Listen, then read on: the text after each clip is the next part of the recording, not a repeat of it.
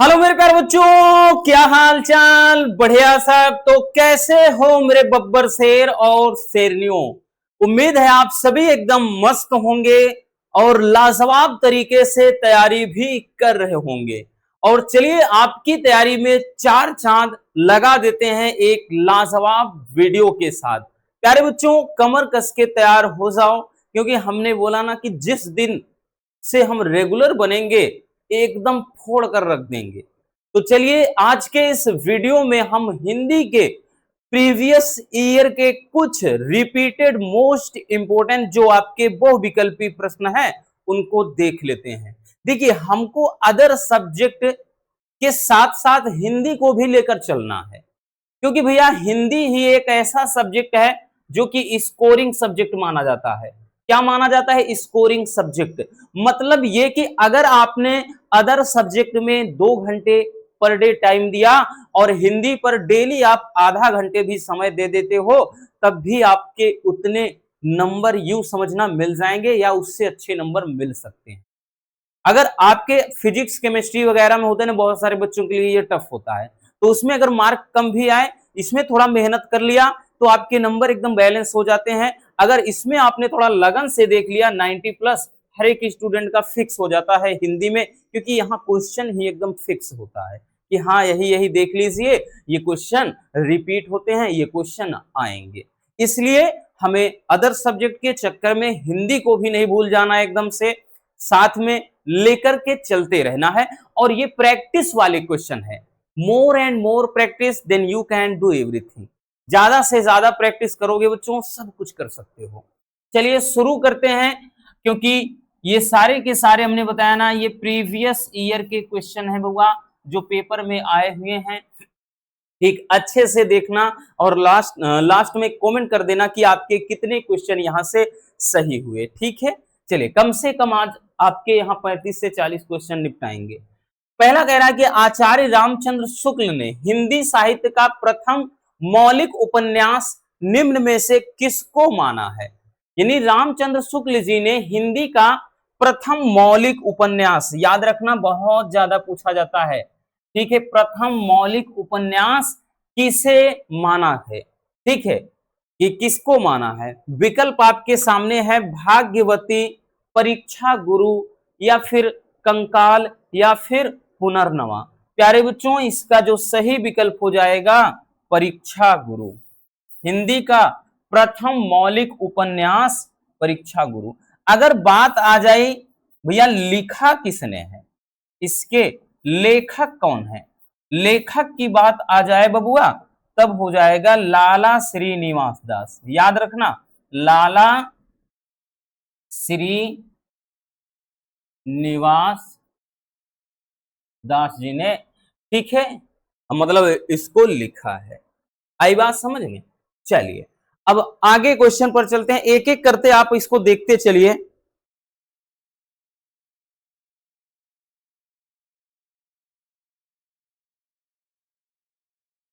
आगे चलिए, अगला देखते हैं भैया। कह रहा है कि राष्ट्र का स्वरूप,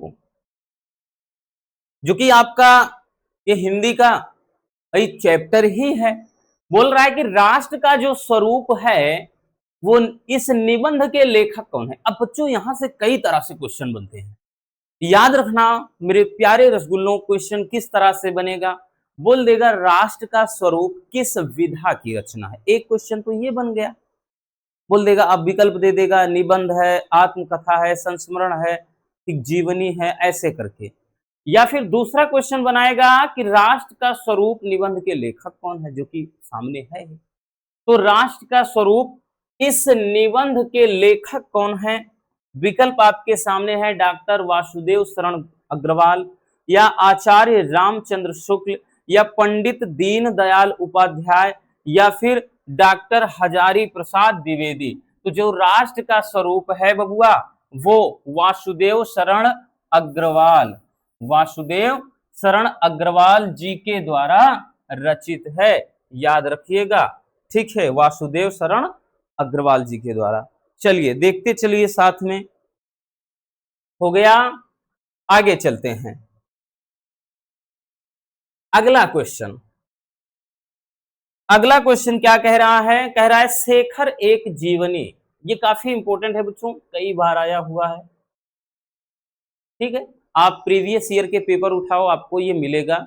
एक दो साल के गैप में ये पूछा गया है कई बार, और ऐसे न जाने कितनी सीरीज हम लाएंगे, सारे क्वेश्चन को फोड़ कर रख देंगे। याद रखना बबुआ, ठीक है, कुछ नहीं, आपको टेंशन नहीं लेना, बस सारी क्लास को एकदम मजे में एंजॉय करते हुए पढ़िएगा। हमने बताया ना कि जिंदगी के हर एक क्षण को आप एंजॉय करिए, हर एक मोमेंट को, हर एक, ठीक, जो भी समय है एकदम मस्त तरीके से एकदम चल रही है। टेंशन को एकदम साइड में कूड़ेदान में फेंक दीजिए और एकदम रिलैक्स होकर के फ्री माइंड से पढ़िए। याद रखना, जिंदगी एक बार मिली है ना, एकदम मस्त तरीके से जियो। तो यहाँ पे कह रहा है कि शेखर एक जीवनी के लेखक कौन है? विकल्प आपका है भीष्म साहिनी, दूसरा है जयशंकर प्रसाद, तीसरा है सच्चिदानंद हीरानंद वात्स्यायन अज्ञे, या फिर भगवती चरण वर्मा। प्यारे बच्चों, इसके जो लेखक हैं वो यानी शेखर एक जीवनी के लेखक अज्ञे जी हैं, जिनका पूरा नाम सच्चिदानंद हीरानंद वात्स्यायन अज्ञे है। आगे चलते हैं, अगला क्वेश्चन देखते हैं। अगला क्वेश्चन है कि क्या भूलूं क्या याद करूं किस विधा की रचना। प्यारा सा क्वेश्चन है काफी, कि क्या भूलूं क्या याद करूं किस विधा की रचना है। तो आपको बताना है, विकल्प आपके सामने है आत्मकथा यानी ऑटोबायोग्राफी, आत्मकथा है, या फिर किसी की जीवनी है, या संस्मरण है, या रिपोर्टाज है। प्यारे बच्चों, क्या भूलूं क्या याद करूं ये एक ऑटोबायोग्राफी है, आत्मकथा है, और वो भी किसकी किसकी है बबुआ? तो हरिवंश राय बच्चन, हरिवंश राय बच्चन। भाई कभी कभार ये भी पूछ सकता है कि क्या भूलूं क्या याद करूं किसकी रचना है हरिवंश राय बच्चन, या क्या भूलूं क्या याद करूं मतलब किसकी आत्मकथा है, कई तरीके से पूछ सकता है। तो ये जो हमारे एक्टर हैं, यानी जिनको नायक माना जाता है, ठीक है, महानायक माना जाता है, अमिताभ बच्चन के पिताजी यानी हरिवंश राय बच्चन जी की। आई बात समझ में? चलिए आगे चलते हैं बबुआ। अगला कि कवि वचन सुधा, कि कवि वचन सुधा के संपादक कौन है? कवि वचन सुधा के संपादक कौन है? कवि वचन सुधा क्या है? एक पत्रिका, मासिक या साप्ताहिक पत्रिका है। तो इसके संपादक कौन है? इसका संपादन किसने किया ये पूछ रहा है। बालकृष्ण भट्ट, प्रताप नारायण मिश्र, भारतेंद्र हरिश्चंद्र, या फिर बोल रहा है बबुआ बद्री नारायण चौधरी प्रेम घन। तो जो कवि वचन सुधा है ये भारतेंदु हरिश्चंद्र जी ने इसका संपादन किया, और कहां पे किया था? काशी में, यानी बनारस हम कह सकते हैं, काशी में इसका किया था। ये इंपॉर्टेंट है, इसको देख लो।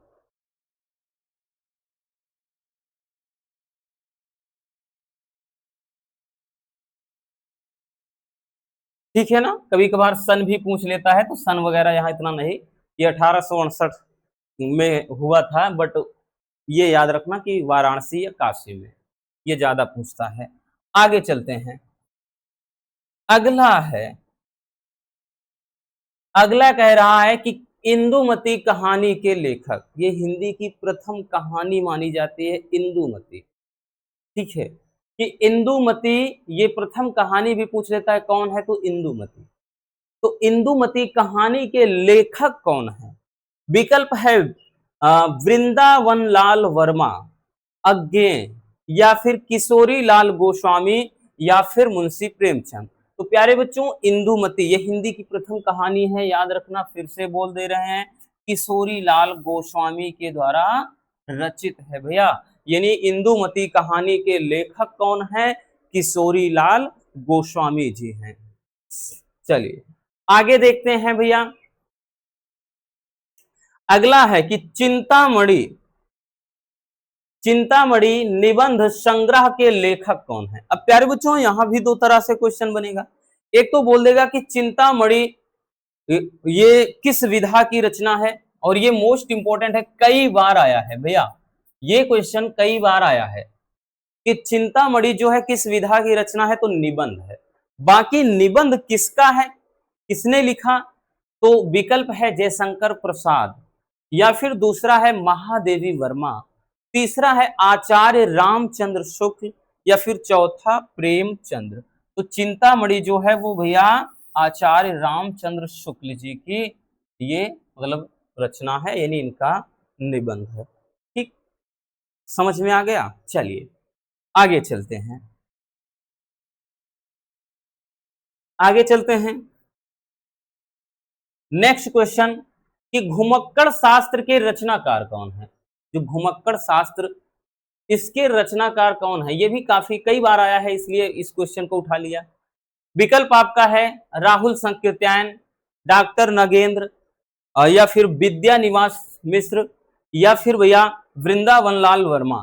तो घुमक्कड़ शास्त्र राहुल संकीर्त्यायन, यानी इसके रचनाकार, घुमक्कड़ शास्त्र के रचनाकार मतलब रचनाकार कौन है, राहुल सांकृत्यायन जी हैं।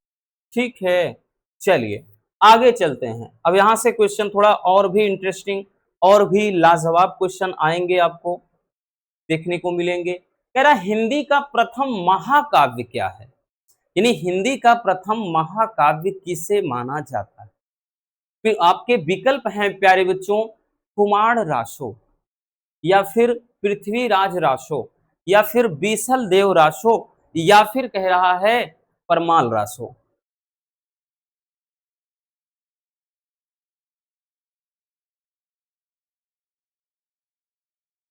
तो ये आपको बताना है कि हिंदी का प्रथम महाकाव्य, तो भैया हिंदी का जो प्रथम महाकाव्य माना जाता है पृथ्वीराज रासो। इसकी भैया रचना किसने किया, चंद बरदाई। किसने,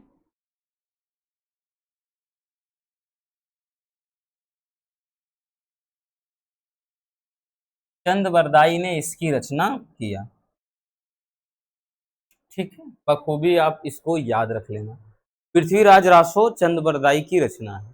ठीक, ये हिंदी का प्रथम महाकाव्य है। ठीक है, स्क्रीनशॉट करते चलना, ये सब काम की चीज है, फिर से बता दे रहे हैं, इनको नोट कर लेना। आगे चलते हैं, अगला क्वेश्चन, ये तो अपने आप में सबसे बड़ा क्वेश्चन, ये एकदम धुरंधर क्वेश्चन है, याद रखिएगा भैया। क्या है ये, धुरंधर क्वेश्चन है। कह रहा तीसरा तार सप्तक, मतलब तीसरा जो सप्तक है या तीसरा तार सप्तक का जो प्रकाशन वर्ष है वो क्या है। अब प्यारे बच्चों यहां से क्वेश्चन कम से कम 4 से 5 तरह के बनते हैं। एक तो तार सप्तक कितने हैं, तार सप्तक का प्रकाशन मतलब कब, किस, जिसे इसके प्रवर्तक कौन है, फिर कौन सा तार सप्तक का प्रकाशन वर्ष कब हुआ। तो इसके बारे में थोड़ा जानकारी डिटेल्स में ले लेते हैं। देखिए अगर हम बात करें तार सप्तक की, तो हमने बताया ना, इसके थोड़ा डिटेलिंग्स में जाते हैं। तार सप्तक, तार सप्तक में सबसे पहले तो हम ये जानेंगे इसके प्रवर्तक।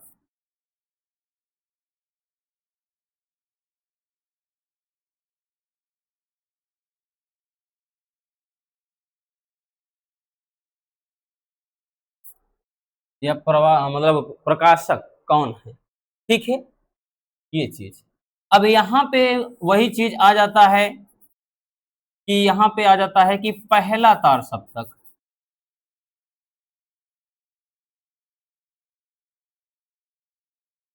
पहला तार सप्तक का प्रकाशन वर्ष कब हुआ।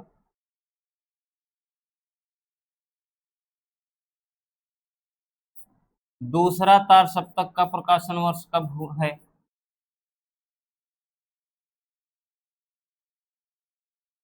तीसरा तार सप्तक का प्रकाशन वर्ष कब है।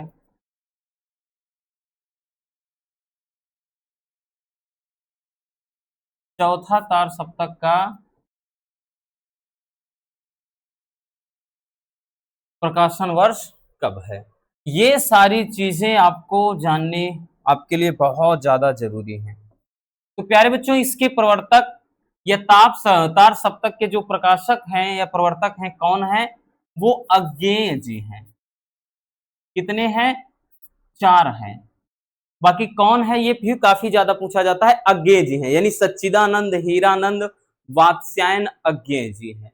अब पहले तार सप्तक का जो प्रकाशन वर्ष है वो है सन 1943 ईस्वी में,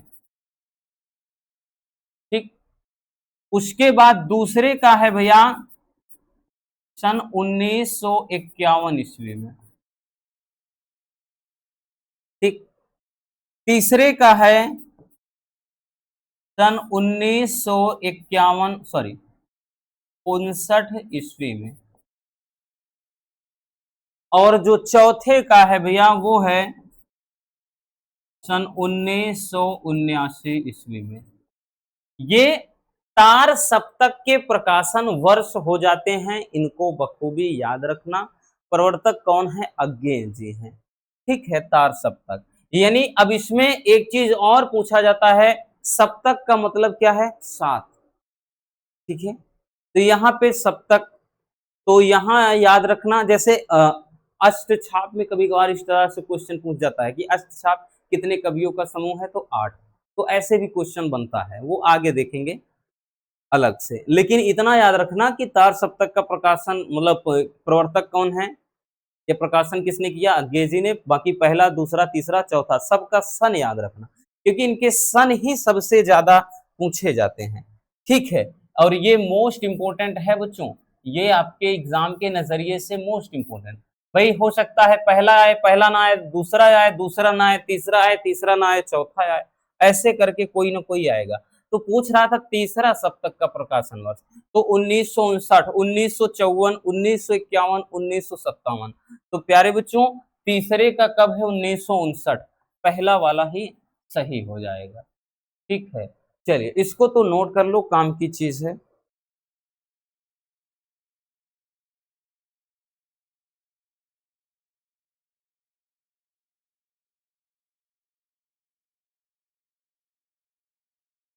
हो गया, चलिए आगे चलते हैं। अगला क्वेश्चन कह रहा है कि निम्नलिखित में से किस काव्य कृति पर यानी किस रचना पर भारतीय ज्ञानपीठ पुरस्कार नहीं मिला है, यानी किस पे बोल रहा है नहीं मिला है। ये देखिए कई तरह से यहां से बोलता है, पूछ लेगा किस पे बनता है, यानी किस पे मिला है, किस पे नहीं मिला है। ये भी मोस्ट इंपोर्टेंट क्वेश्चन है बच्चों, भारतीय ज्ञानपीठ पुरस्कार से संबंधित। तो विकल्प है चिदंबरा, उर्वशी, कितनी नाव में कितनी बार, प्रिय प्रवास। प्यारे बच्चों याद रखना कि चिदंबरा पे भी मिला है, उर्वशी पे भी मिला है, कितनी नाव में कितनी बार इस रचना पर भी मिला है, लेकिन प्रिय प्रवास यानी अयोध्या सिंह उपाध्याय हरिऔध, इनकी इस रचना पर कोई ज्ञानपीठ पुरस्कार नहीं मिला है। अब देखो किनको किस रचना पर मिला है, चलिए हम वो भी थोड़ा बता देते हैं एक बार भैया। जो पहले है कि रामधारी सिंह दिनकर, जैसे या सुमित्रा नंदन पंत, सुमित्रा नंदन सुमित्रा नंदन पंत, तो इनको किस रचना के लिए मिला है, एक तो इनको मिला है, कवि का भी पूछ लेता है, याद रखना कवि का भी पूछ लेता है कि किन कवि को मिला है। और अगला है जैसे रामधारी सिंह दिनकर,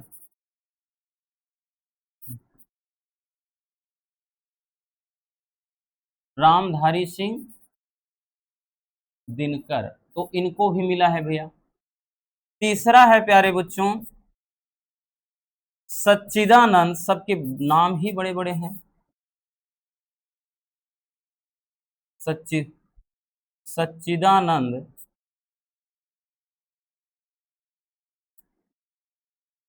सच्चिदानंद हीरानंद वात्स्यायन अज्ञेय,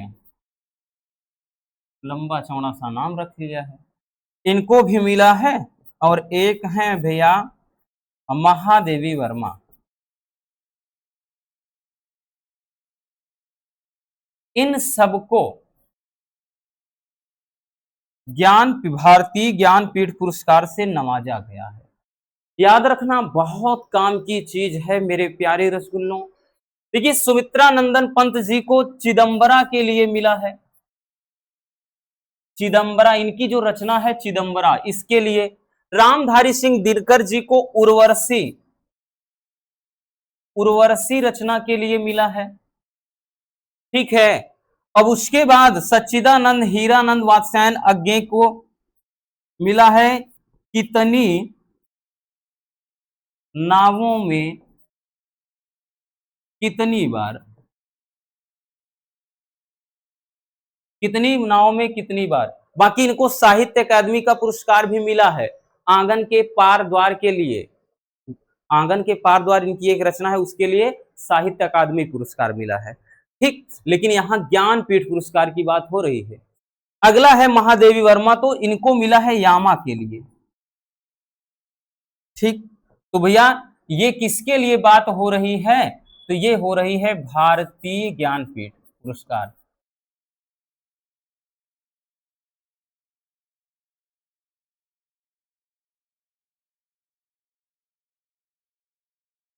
ये भारतीय ज्ञानपीठ पुरस्कार की बात हो रही है भैया, तो याद रखना प्यारे बच्चों, भारतीय ज्ञानपीठ पुरस्कार इनको इन इन रचनाओं पर, इन कवियों को मिला, मतलब ये जो कवि हैं, लेखक हैं, ठीक है, इनको इन रचना पर मिला है। अपने दिमाग में अच्छे से इसको छाप लीजिए, शायद ही आपको बबुआ इस तरह से कोई बताएगा, नहीं तो आपको हमको क्या, हम डायरेक्टली बता देते कौन सही है कौन गलत है।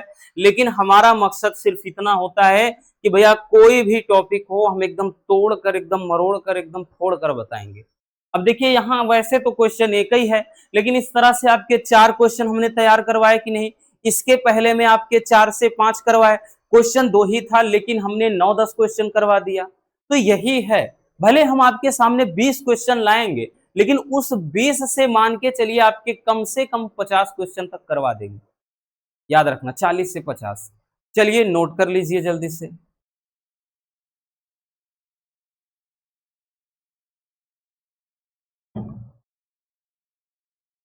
हो गया, आगे चलते हैं।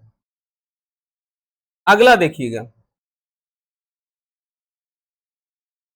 अगला कह रहा है कि कामायनी महाकाव्य, ये जो कामायनी महाकाव्य है इसमें सर्गों की संख्या है क्या है। अब देखिए एक क्वेश्चन ये भी पूछा था कि कामायनी क्या है, महाकाव्य है, खंड काव्य है, ऐसे करके पूछा था, तो ये एक महाकाव्य है। और बाकी इसमें सर्ग पूछा जाता है, कितने सर्ग हैं। तो प्यारे बच्चों कामायनी में कितने सर्ग हैं, 9 हैं कि 12 कि 15 कि 17। सही विकल्प 15। तो याद रखना, थोड़ा कामायनी के बारे में जान लेते हैं। कामायनी ये एक क्या है भैया, महाकाव्य है प्यारे बच्चों। बाकी लेखक कौन है, तो जयशंकर प्रसाद, जयशंकर प्रसाद जी। सर्ग इसमें कितने हैं, 15, याद रखना। तो ये चीज अपने दिमाग में अच्छे से याद रख लो, जयशंकर प्रसाद जी लेखक हैं, सर्ग कितने हैं, 15। और ये एक क्या है भैया, महाकाव्य है। ठीक, आई बात समझ में, यानी इसमें 15 सर्ग हैं। 15 में जैसे अब सर्ग क्या होते हैं, जैसे कामायनी जो महाकाव्य है इसके अंतर्गत काम, वासना, ईर्ष्या, इच्छा, ऐसे करके, ठीक है, तो ये जो हैं सर्ग हैं, इसमें 15, इस तरह से करके 15 सर्ग हैं। ठीक है, चलिए आगे देखते हैं।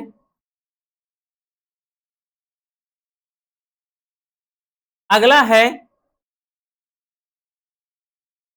अगला क्वेश्चन है भैया कि सुमित्रा नंदन पंत को भारतीय ज्ञानपीठ पुरस्कार मिला था। देखिए अब आ गया क्वेश्चन, है ना आसान, कि जो कह रहा सुमित्रा नंदन पंत को किस रचना पर भारतीय ज्ञानपीठ पुरस्कार मिला था, ये आपको बताना है। बड़ा आसान सा बन गया, चिदम्बरा पर, कला और बूढ़ा चांद पर, लोकायतन पर, उर्वशी पर।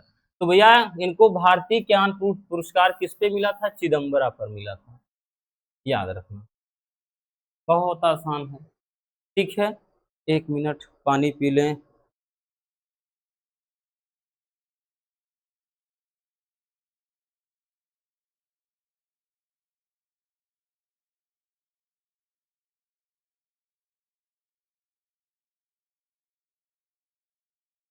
हो गया। आगे देखते हैं। आगे कह रहा है कि हरी घास पर क्षण भर कृति निम्न में से किसकी है। यानी हरी घास पर क्षण भर ये किसकी रचना है। भवानी प्रसाद मिश्र, अज्ञे बालकृष्ण शर्मा नवीन या नागार्जुन। तो हरी घास पर क्षण भर, तो भैया ये अज्ञे जी की रचना है प्यारे बच्चों। किसकी रचना है? अज्ञे जी की रचना है। ठीक है, चलिए आगे देखते हैं। कह रहा है कि तार सप्तक के प्रवर्तक या फिर संपादक कौन है। तो भैया तार सप्तक के प्रवर्तक कौन है? अज्ञे या फिर प्रयाग नारायण त्रिपाठी या फिर धर्मवीर भारती या सुमन राजे। तो भैया तार सप्तक के जो प्रवर्तक हैं वो अज्ञे जी हैं। इसको तो आगे ही देख चुके हैं, अब सारे क्वेश्चन आसान लगेंगे बच्चों। अगला कह रहा है कि रामधारी सिंह दिनकर की रचना निम्नलिखित में से कौन सी है। यानी रामधारी सिंह दिनकर की रचना कौन सी है? परशुराम की प्रतीक्षा, पृथ्वी पुत्र, ऐसा घर, मतलब ऐसा कोई घर आपने देखा है, या स्वर्ण किरण। तो परशुराम की प्रतीक्षा ये रामधारी सिंह दिनकर जी की रचना है। ठीक है, चलिए आगे देख लेते हैं। कह रहा यामा रचना है, यामा किसकी रचना है? जयशंकर प्रसाद की, महादेवी वर्मा की, सूर्यकांत त्रिपाठी निराला की या फिर राम कुमार वर्मा की। तो भैया महादेवी वर्मा की रचना है, ये तो पता है, देख भी चुके हैं। और इसी रचना के लिए इनको भारतीय ज्ञानपीठ पुरस्कार से भी सम्मानित किया गया है। आगे चलते हैं प्यारे बच्चों। अगला क्वेश्चन है कि प्रकृति का सुकुमार कवि किसे माना जाता है। यानी प्रकृति का जो सुकुमार कवि है वो किसे कहा जाता है? रामधारी सिंह दिनकर को, या फिर भैया जयशंकर प्रसाद को, या सूर्यकांत त्रिपाठी निराला को, या सुमित्रा नंदन पंत को। तो भैया प्रकृति का सुकुमार कवि सुमित्रा नंदन पंत को कहा जाता है। ये प्रकृति के सुकुमार कवि के रूप में जाने जाते हैं। और ये वाला इंपॉर्टेंट है, कई बार आ चुका है भैया, याद रखना। अगला क्वेश्चन बच्चों, अगला क्वेश्चन है कि उर्मिला का जो विरह वर्णन है वो साकेत के किस सर्ग में है। याद रखना, कभी कभार ऐसे भी पूछ लेता है उर्मिला का विरह वर्णन कहां से लिया गया है, तो साकेत से। ठीक है, अब ये उर्मिला का विरह वर्णन साकेत के किस सर्ग में है? पहले सर्ग या प्रथम सर्ग, द्वितीय सर्ग, नवम सर्ग, चतुर्थ सर्ग। तो उर्मिला का विरह वर्णन ये 9वें सर्ग में है। और ये साकेत रचना किसकी है? अयोध्या सिंह उपाध्याय हरिऔध जी। ठीक, याद रखना। अगला क्वेश्चन, अगला क्वेश्चन है कि निम्नलिखित में से किन्हें ज्ञानपीठ पुरस्कार नहीं मिला है। अब देखिए क्वेश्चन आ गया ना, हमने बोला ना कभी कभार कवि का ही कवि या लेखक का ही पूछ लेता है कि किन्हें मिला है, किन्हें नहीं मिला है। तो कह रहा है कि किनको मिला नहीं है, जयशंकर प्रसाद जी को, या महादेवी वर्मा को, या सुमित्रा नंदन पंत को, या फिर रामधारी सिंह दिनकर। भाई नीचे के सारे कवि जो लेखक हैं इनको मिला है, लेकिन जयशंकर प्रसाद जी को भारतीय ज्ञानपीठ पुरस्कार नहीं मिला है। ठीक है, समझ में आ गया। तो बस आज के इस वीडियो में इतना है। ऐसे मस्त तरीके से एंजॉय करते हुए पढ़ाई करते चलिएगा बबुआ, यकीनन आपका परिणाम इतना बेहतर आएगा कि आप खुद नहीं सोच पाओगे कि हाँ इतना अच्छा रिजल्ट हमारा आ गया। क्योंकि कहते हैं ना कि बूंद बूंद से घड़ा भरता है। आप सोचते हो कि एक दिन में हम पढ़ करके ये कर लेंगे वो कर लेंगे, तो ये फालतू की बातें हैं। अभी से स्टार्ट कर दो, थोड़ा थोड़ा करके पढ़ते रहो मस्त तरीके से, और बेहतर तैयारी आपकी हो पाएगी तभी जा करके, नहीं तो कुछ नहीं होगा। मिलते हैं किसी और शानदार टॉपिक के साथ। Love you, bye bye, take care. हाँ, एक प्यारा सा कमेंट बॉक्स में छोड़ दीजिए और वीडियो को ज़्यादा से ज़्यादा शेयर कर दीजिए।